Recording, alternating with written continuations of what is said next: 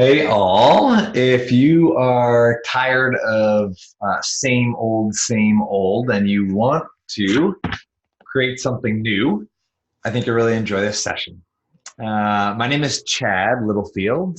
I am the co-founder of We and Me, and I get to spend all of my time, intention, and focus on this big overarching premise of gently eradicating small talk and creating conversations that matter. Teeny bit of context about who I am in the world. My co-founder and I, Will Wise, and I published this book, Ask Powerful Questions, Create Conversations That Matter, because we felt like in a world of this phenomenal technology, that we were getting lots of sips of connection, but on the whole, we were craving a gulp. And so we wrote the book because we thought the world needed it, and I think it did. It took off and became an Amazon bestseller, and so it's the framework in the book is being used in organizations and communities all around the world to create this and foster this culture of connection. So we get to travel around working with those organizations and groups.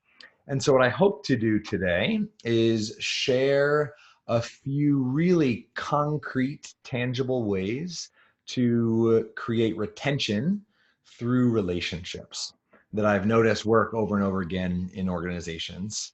And so my style is typically very experiential. When I speak even to a group of 8,000 people, I'm not using any PowerPoint slides. Zero PowerPoint. I haven't used a PowerPoint slide in the last 10 years. And I don't plan to today. Although, because we're virtual, I am going to hook up an iPad so that we can draw some things together in case that's useful for you.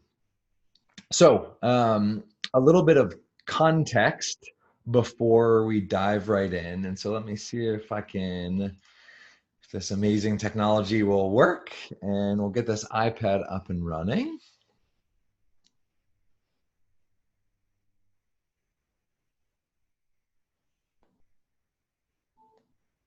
Here we go. Beautiful.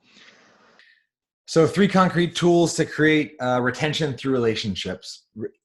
My first observation, and I'm really curious how this lines up or matches up with your experience in your own organization, your own context. In general, when somebody brings me in, let's say this: I've never had a client bring me in and say, "Hey, Chad, we really love for you to work with our team this year. We want to get more effective in the way that we use our time. We want to be intentional about building trust and community because we know that culture makes a big impact. But this year, we actually just kind of want to keep things status quo. We want to just keep things cruising along this way." Nobody says that, right? What everybody says is we want to improve. And so I'm going to just label that overarching impact or outcome, or perhaps in this case, retention. And so what I've noticed, that's great. Good. We should do that. And what I've noticed is that most organizations invest all of their focus, efforts, and time on this axis, the Y axis, of creating really quality products, services, programs, creating really quality stuff, which is really, really good because if we don't do that, then nobody wants to buy what we're selling and it's not useful for people. And when we only focus on quality, it's a bit like standing at the top of the Y axis and throwing a grappling hook over to impact and outcome and trying to pull up on that. And so all of my work and focus is focused down here in what I'm going to frame as the lift strategy, right? Because if your car breaks down, I would not recommend getting a grappling hook, going over and trying to pull up on the car in order to change the tire. And so the way that I'm going to define this is just labeling it broadly a culture of connection. And I have a very particular thought and definition when I say that, and it's rooted in, let me stop sharing for a moment. it's rooted in this Ask Powerful Questions framework. So in the book, the way the chapters are titled, and it's a very practical book of how do you create the skill sets and mindsets to cultivate a culture of connection. And so if you can see this, those layers of I'm willing to know you, I see you, I hear you, I get you, and ultimately I am with you. If you've met and checked each one of those, both at an interpersonal level and an organizational level, that for me is a culture of connection. And when you do this, retention ends up going way up, engagement goes way up, because when people feel valued, seen, and heard, they tend to feel like they belong in a place. And there's a whole bunch of research that says when we belong, we're able to kind of move up Maslow's hierarchy and contribute at a really high level. And so I'm a very tactical person though. And so this is nice. But what I want to dive into today is how do we create that? And so the flip side of this pyramid is the skill levels or the skills and tools required to actually create those impacts.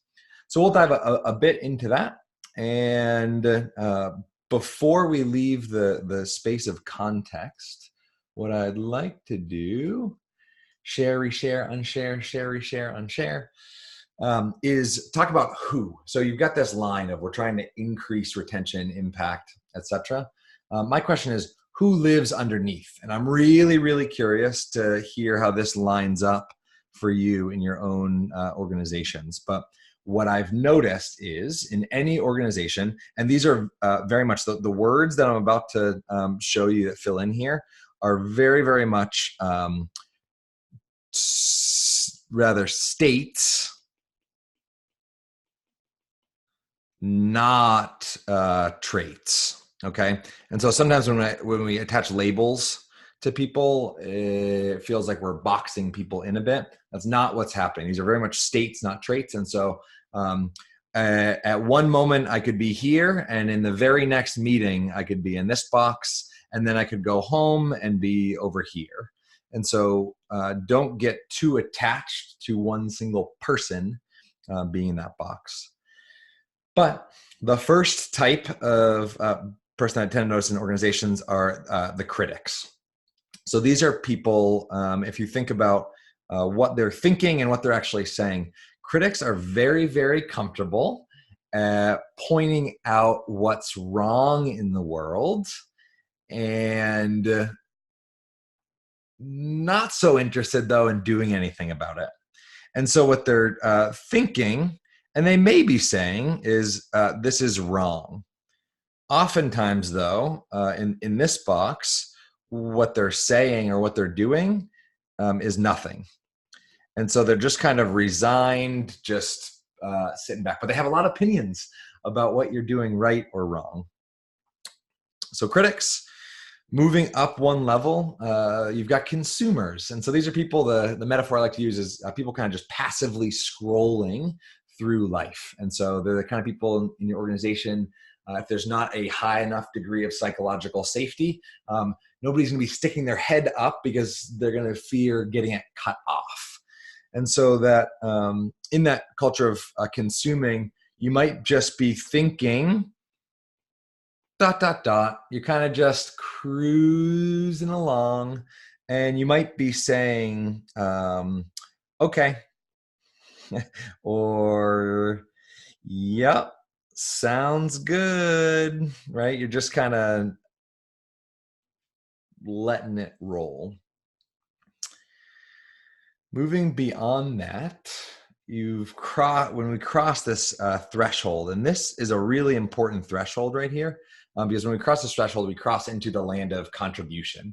And so this is now where people within your organization are not seeing themselves as a victim of the circumstances of the organization at large. They are seeing themselves as an agent of change, and that their world is malleable. And if they don't like something, they can do something about it and they can change it.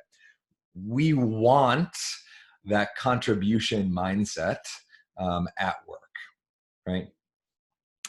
And remember, oftentimes the way that we try to create lots of this is by focusing on really quality things. And so thinking about increasing retention, you're bringing people in and you might have a really beautiful handbook and it's designed so wonderfully, and you sit them at their desk and you leave them with the handbook and their new computer. I would argue that flipping that's a content first and maybe connection later as they get to know people in the company. Flipping that and putting connection first and content second can have a really big impact. Then almost lastly, contributors are the things they're thinking are, how can I make things better?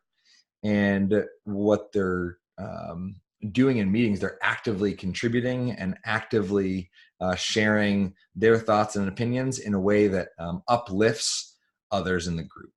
And so even if they disagree with somebody in the group, they are uplifting what they're saying and supporting that, which is a huge, huge element of fostering a culture of psychological safety at work, which I'm assuming if you're an early adopter enough to be watching this right now, that you might be familiar with Google's Project Aristotle, which basically found at Google the number one characteristic of the highest performing teams at Google was psychological safety, which is academic term for interpersonal trust. Can I be myself at work and trust that you're going to uplift me? So one step beyond that, we've got connectors. And these are very simply people who are, whether they're thinking it or actively thinking it or not, they are absolutely hubs for contribution. And so they are masters of connecting people to each other, connecting people to ideas. Malcolm Gladwell offers a particular definition for connectors in his book, Tipping Point. One of the things that I notice, and this is one of the reasons we titled our book Ask Powerful Questions, is one of the things I notice that connectors are saying most often are sentences that end in a question mark. So as kids, as little people between the ages of 2 and 5, all the research that I've dug up has basically shown that we ask about 300 to 500 questions per day when we're kids. When we're adults, any guesses to how many questions we actually ask on a given day? It is a whopping 6 to 12. We don't even ask a baker's dozen worth of questions each day. And so I'm not advocating for all the parents watching this, I'm not advocating that we go back to 300 to 500 questions a day. That is a little bit maddening. But what I am wondering, and what I notice connectors do, is generally they at least double their questions that they're asking. Because think about how much learning was happening in this brain between the ages of 2 and 5. If we can just double our questions, I think that we can also double our learning. Now you can ask questions about people, about ideas. That's probably a whole nother session just on asking, not probably, it's definitely a whole nother session on asking questions. But what I want to do is dive into retention. One more person maybe to add, they need to be written in red. They don't get airtime on the chart. We're going to zoom in way off the chart over here. There's this other group I'm going to call Curmudgeons. And you've probably have worked with some of these people. And Pareto principle, they've probably taken 80% of your effort, and I bet they only give really 20% of the return. Effort or energy, right? There's just a way that a curmudgeon in a room, somebody who's living in a perpetual state of crankiness, nothing you say or do can please them.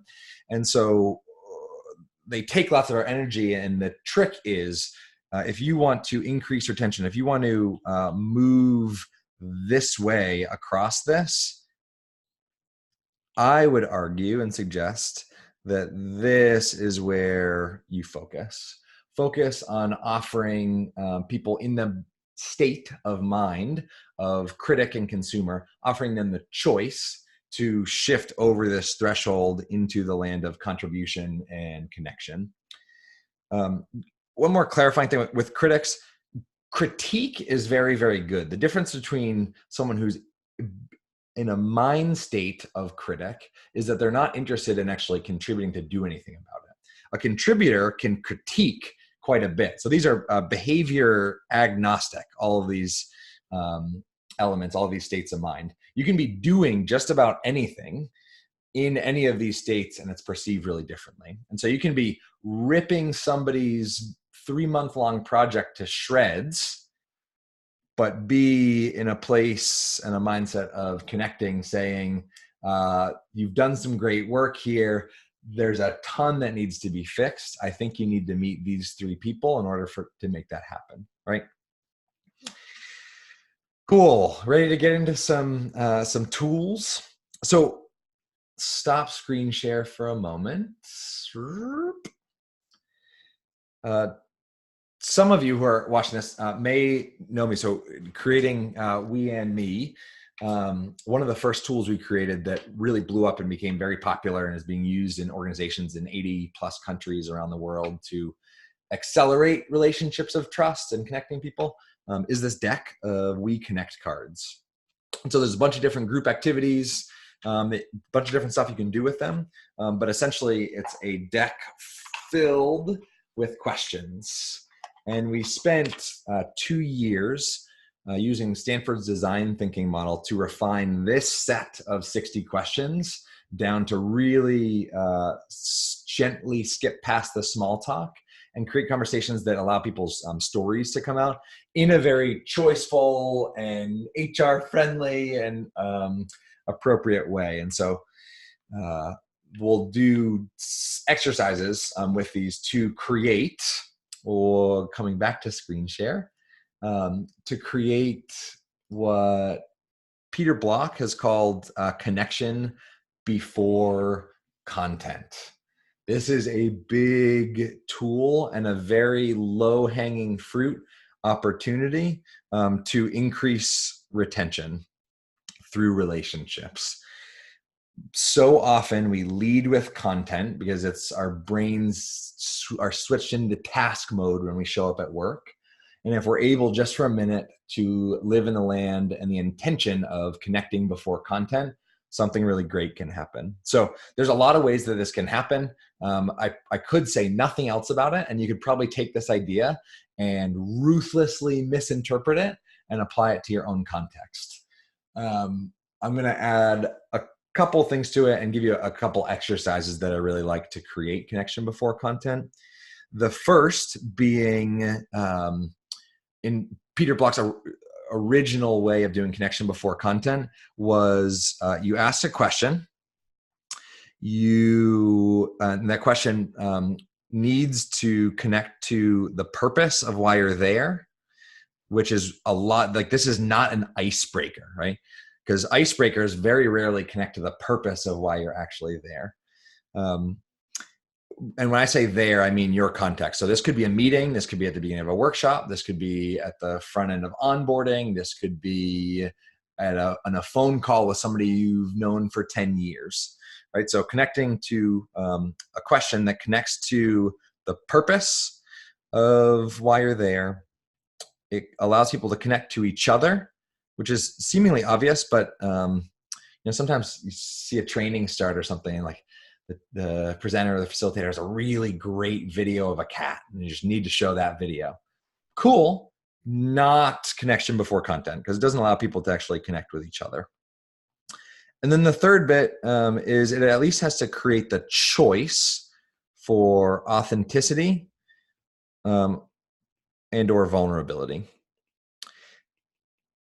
Vulnerability cannot and should not force it, but it at least has to create the choice for that. And so one of my favorite connection before content questions to ask is that works in just about any context is something like, what are you intending to achieve at work?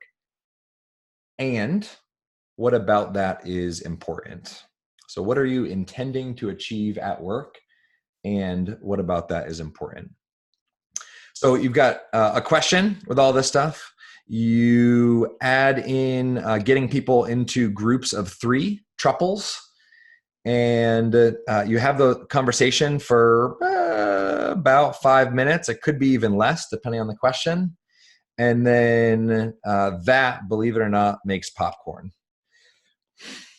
And what I mean by that is after I split people up into groups of 3, I invite them all to come back and popcorn out their responses to the question, what struck you? What struck you about those conversations? And the reason I do that is because inherently in people responding to that question, they're going to be reflective listening to the other people in their group. And so bringing back our definition of creating a culture of connection, when people hear their words said back to them in somebody else's language, they feel seen, heard, understood, and that's really essential. So that's one. One other one that can be used as connection before content or just connection in general that I've really liked lately is doing a very simple, just conversational exercise. I've started to call highlights, lowlights, and insights. Apologies for my chicken scratch. I don't think it'll ever get better. Although if any of you are graphic facilitators or something, let me know. You'll have to teach me. So highlights, lowlights, and insights. This is really beautiful trio. It's really sticky, easy to remember. It can happen at the beginning of something. It can happen as a reflective exercise at the end. But you get people together, maybe even in groups of 3, and have them share a highlight from, and you get to set the context. So at an all-day training, it could be a highlight from a training, a low light from a training. And I usually qualify this by saying it is not useful to share a low light in the form of a complaint that of something unchangeable. And so share your low light in the form of feedback that you have for whatever the context you set is. And then insight, which forces people to actually take their lifetime of ungoogleable experiences and attach meaning to it. And so we all have experiences. Very rarely do we actually pause to reflect on those and harvest meaning from them. And so if I, as a form of connection before content and getting a group together in an onboarding team, and I've got a group of, let's say 12 people sitting around a circle, I may split the group up, have them share highlights, lowlights, and insights from the last 2 months, just as a way of like getting some context for who they are. Way, way better than going around in a group and sharing your name and where you worked before this. Not cool. Okay. So that's connection before content. There's loads more I can say about that. And there'll be a way happy to send out resources as well, a video that unpacks some of this that you can go back to watch. One other way, I'm not here to sell cards. It's not the main bit of my business, but it is a really useful tool. So if you're interested in this deck of We Connect cards, there's a whole bunch of exercises you can do to create connection before content, make meetings more engaging, and spark some really great energized discussion in a group. And you can get those at weand.me. So instead of .com, weand.me. Second tool, I'll go over this one quickly. Be clear about your intent. The word intent in Latin, one of the translations is stretching or to stretch. And so I think about intention a bit like a rubber band or an elastic, depending on where you live in. I don't know if that looks like a rubber band. That stretches over the needs of the whole, right? So very often we come up with goals or objectives, and Those may include the needs of other people, but often they don't. They include the needs of the business or the needs of the team. What about the needs of the human beings in that room? And so one clear intention is that I'll often put out before I am giving a keynote or leading a workshop for a company or organization. I'll throw out the intention that I'll kind of throw out the context of, I bet that none of you have loads of extra time and you've probably got too much to do. And so my intent in this meeting is to meet for purpose rather than for time. And so we have 60 minutes set, but here's the purpose.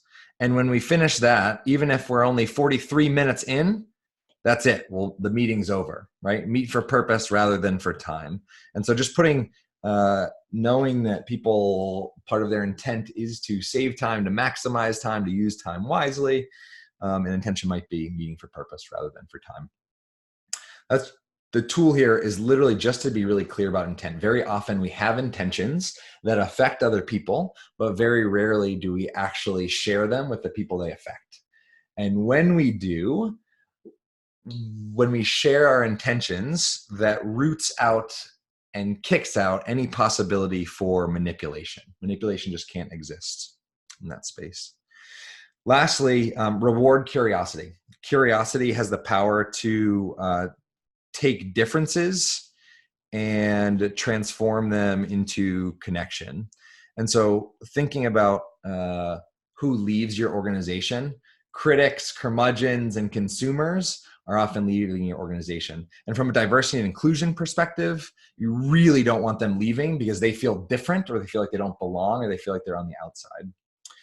Really genuine curiosity, though, at both an interpersonal and a cultural level in an organization has the ability to take differences and transform them into connections. And sometimes that's just a simple question. A simple question can take an assumption about who somebody is in the world or an elephant in the room about who somebody is in the world and just make it part of the conversation that you're able to iron out.